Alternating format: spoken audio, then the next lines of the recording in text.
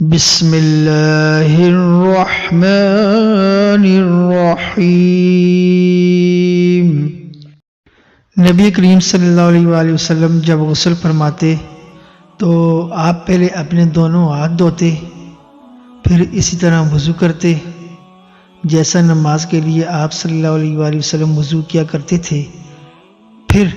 پانی میں اپنی انگلیاں داخل فرماتے اور ان سے بالوں کی جڑوں کا خلال کرتے، پھر اپنے ہاتھوں سے 3 چلو سر پر ڈالتے، پھر تمام بدن پر پانی بہا لیتے۔ نبی کریم صلی اللہ علیہ وآلہ وسلم نے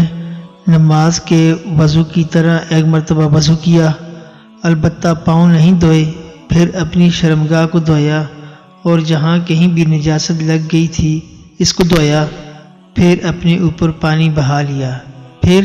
پہلی جگہ سے ہٹ کر اپنے دونوں پاؤں کو دھویا۔ آپ کا غسل جنابت اسی طرح ہوا کرتا تھا۔ ام المومنین میمونہ رضی اللہ تعالیٰ عنہما نے فرمایا کہ میں نے نبی کریم صلی اللہ علیہ وآلہ وسلم کے لیے غسل کا پانی رکھا تو آپ نے اپنے ہاتھ 2 مرتبہ یا 3 مرتبہ دھوئے، پھر